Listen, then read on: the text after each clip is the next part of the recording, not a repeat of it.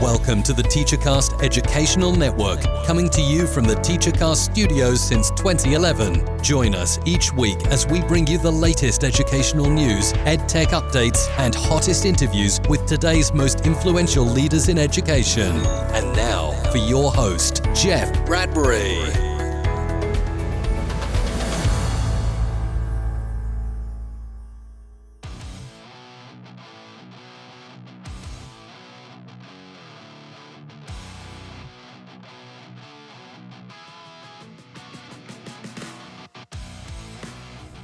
Hello, everybody, and welcome to the TeacherCast Educational Network. My name is Jeff Bradbury, and I have a fantastic show for you today. Today, we're talking all about literacy, and of course, we can't start any podcast without talking about my Edu triplets, 10 years old, and they're reading every single thing they can get their hands on. Today, I have two amazing guests talking all about a great program that they've created to help young students enjoy a love of literacy. I want to bring on today from a great website called Footsteps2Brilliance, Miss Ilene Rosenthal and Kathy Maximov.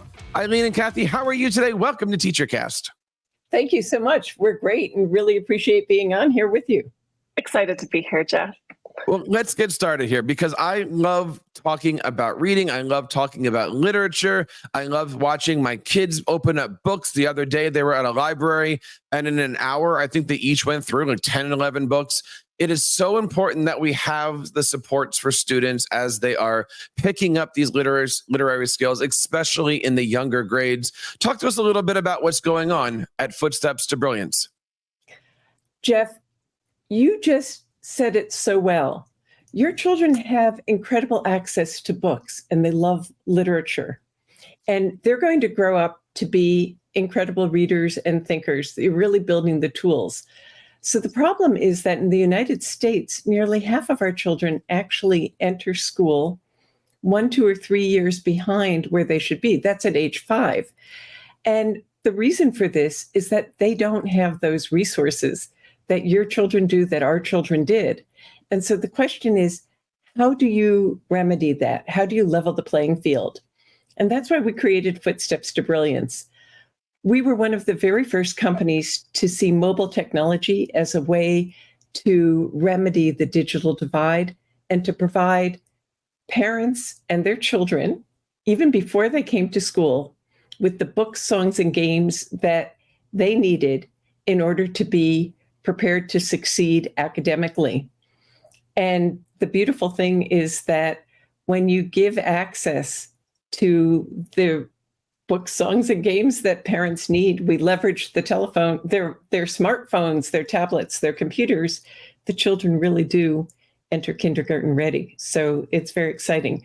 We, of course, also work in the schools because we want to make sure that the second benchmark, reading proficiently at 3rd grade, is met. Now, any parent wants to make sure that their students are educated and well literate, but it's really difficult sometimes on a busy schedule. What advice do you have for parents, especially parents that have many, many younger kids, for helping to instill that love of reading and to get kids starting just to look at the books and start to figure out sounds and sound letters together?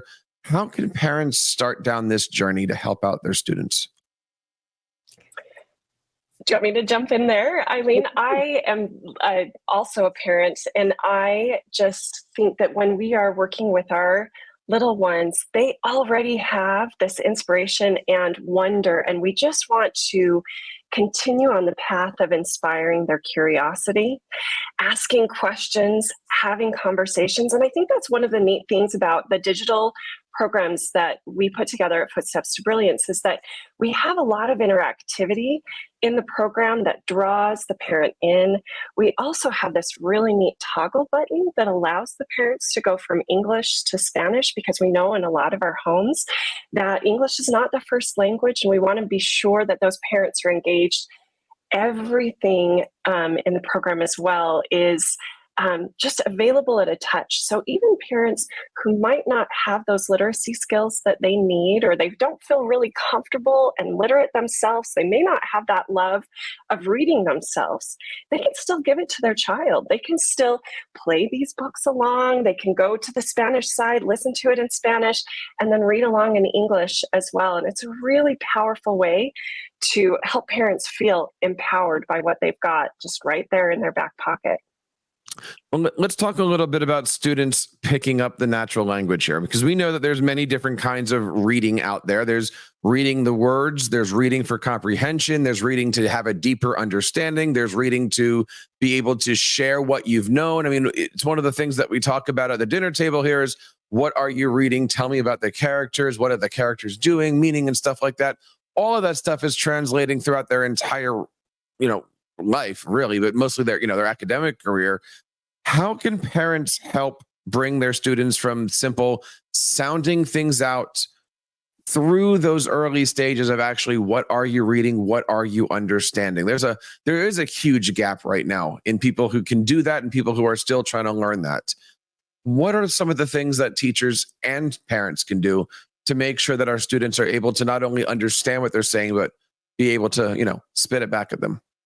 Jeff, music is one of the marvelous ways to develop oral language.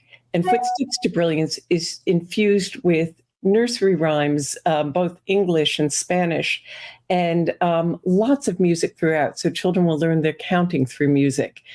This is a wonderful way to produce knowledge. But I have to say that one of the podcasts that I saw you do that I loved was about having children tell their own stories. And at Footsteps to Brilliance, we have something called Create a Book.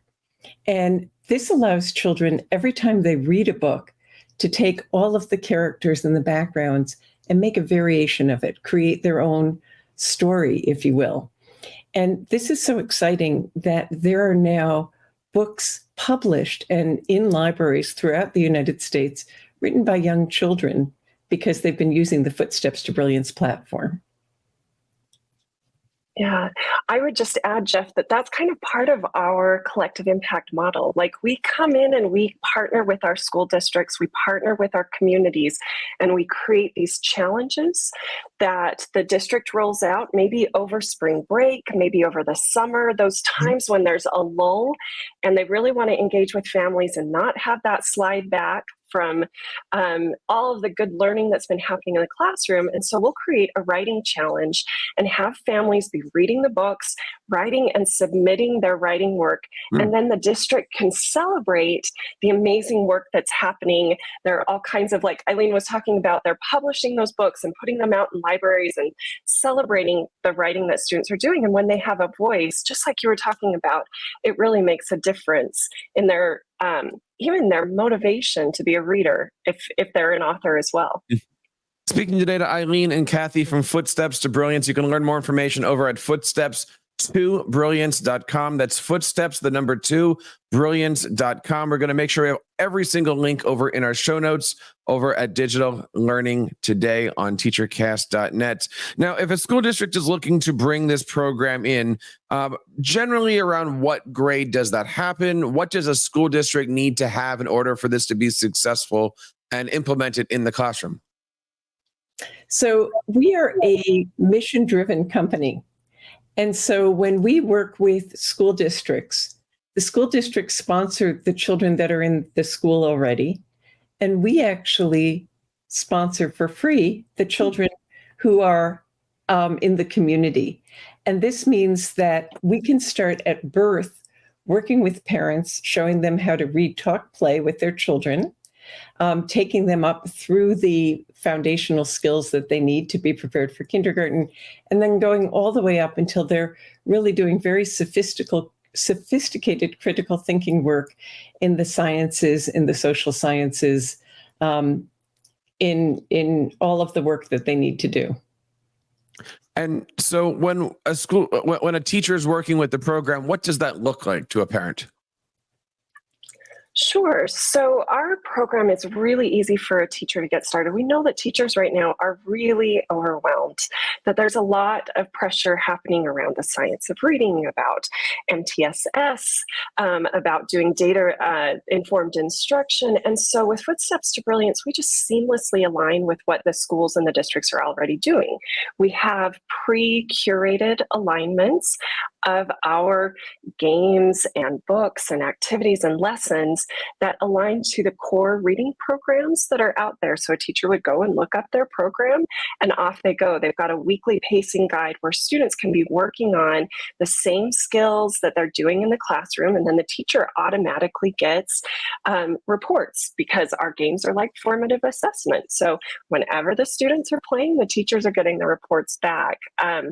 Parents can be interacting with all of that at home. So they're getting exactly a window into what the teacher is teaching in the classroom, but it's all interactive. And so they don't need to know the phonics skills. They don't need to know the sounds even, but they just make sure that the students are getting the time and that they can kind of watch over the shoulder also and engage and ask questions and interact with the books and songs as well. So it sounds like the parents really are a partner in this program. Absolutely. Absolutely. And I think that's one of the things that I've loved about Footsteps to Brilliance coming on board, is that our program also, even from the fundamentals, was built for parents. When COVID came, we were okay, in part because our program is also built to be used with Wi-Fi or without. So even though we're on mobile devices, we made a clear decision that we needed to have equity access for all parents. And in order to do that, we have a totally offline mode, and the teachers and the districts still get their data as soon as that device connects to Wi-Fi again. That's pretty amazing that you have that program that is able to access the, like I said, with Wi-Fi or not. Could you give us some examples of a school district or a program that you're working with that you've had a lot of success with? And what does that look like? Oh, we have, thank you for asking that. We have really so much success. I want to tell you maybe two stories that will really illustrate it. One is the other day, Superintendent Diego Ochoa from San Mateo Foster City shared a podcast that he had done. There was a family that had moved from Brazil and they spoke no English. And their young child ended up being one of the top readers on the Footsteps to Brilliance platform. And he has a podcast where he asked the child, why did you spend so much time? And basically, she said, I wanted to learn English, and I learned how to speak English on the Footsteps to Brilliance platform in just 30 days. So that's the kind of thing that's really exciting. And the parents were learning alongside her. In terms of actual data, California a few years ago gave a standardized test, which was called the California English Language Development Test. And this was done throughout California, but in Napa County, which was our very first client, and they're still with us today, the psychometricians noticed something really unusual. Before they could even analyze the data, there were these outliers that kept popping up of certain children. And when they reversed engineered it, they found out that the children who on average tested 31 points higher than other children had been the children who were using Footsteps to Brilliance. And that meant that they were being reclassified from English learners to actual English speakers. Wow. That's an amazing story.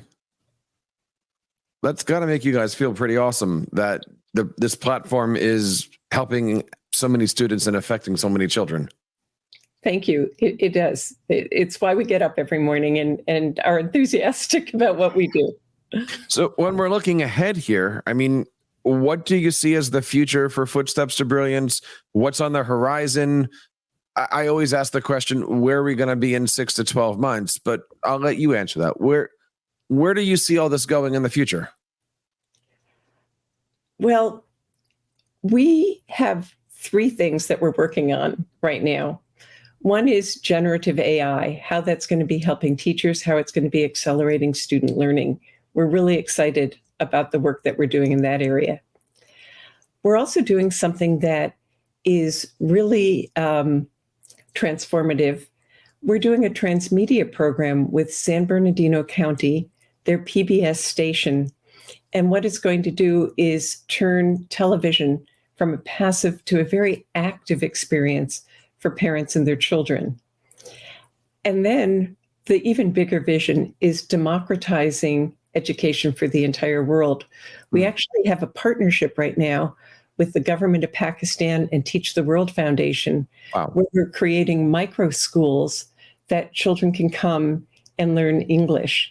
And the amazing thing is that Nielsen did an evaluation study, and they find that the children who, frankly, for one reason or another, weren't able to afford even $2 to get into school, could come to these micro schools for a couple of hours a day. And at the end, they were actually testing 3 times higher on English than their counterparts who were in a traditional school with teachers and books and all the other things that go with it. So we're really excited about the future of digital learning in terms of what it can do for the world. That is an amazing story and a remarkable accomplishment. Congratulations on putting all of that together. I mean, those 3 things that you said, those are huge hurdles to accomplish. And it's inspiring. I got to tell you, as a parent here, saying that there are programs that are out there that are going to help students get to where that they need, whether they are learning English, whether they are native English speakers trying to learn how to read. There's so many different things here. And again, Footsteps to Brilliance is just that program that's going to go out there and help out. Tell us a little bit about what we can do. Where do we go? How do we reach out to you? If somebody has a question, where can they go? Kathy, do you want to take that one? Sure. Yeah. So we are on footsteps2Brilliance.com. So that's footsteps and the number 2, brilliance.com. And there on our website, you can find out a lot about us. And we also are on social media, and you can follow us on all of the standard platforms there as well. We're going to make sure that we have links to all their social medias, to their website, and to all the great achievements that we've been talking about today. Ilene and Kathy, thank you so much for being on the show today. Do me a favor, please invite yourself on in the future. We would love to have you come back and share some more great success stories. Thank you so much, Jeff. It's really been a pleasure to be with you today. That's right. Thanks, Jeff. And we hope that you've enjoyed this episode of Digital Learning today. Don't forget to head on over to teachercast.net. Check out all the great stuff. We have our instructional coaches podcast called Ask the Tech Coach. And we've also got our Jeff Bradbury show, where we've been interviewing amazing educational leaders and innovators in the world of educational technology. And if you're interested in being on the show, please feel free to reach out to us and feedback@teachercast.net. We would love to feature you on a future podcast. And that wraps up this episode of Digital Learning today. On behalf of Kathy and Ilene and everybody here on TeacherCast, my name is Jeff Bradbury, reminding you guys to keep up the great work in your classrooms and continue sharing your passions with your students. You've been listening to the TeacherCast Educational Network, hosted by Jeff Bradbury. Please reach out to the show with all of your questions on Twitter @TeacherCast or online at www.teachercast.net. Be sure to subscribe to our podcast so you don't miss any future episodes. And please take a moment to write a review in the App Store.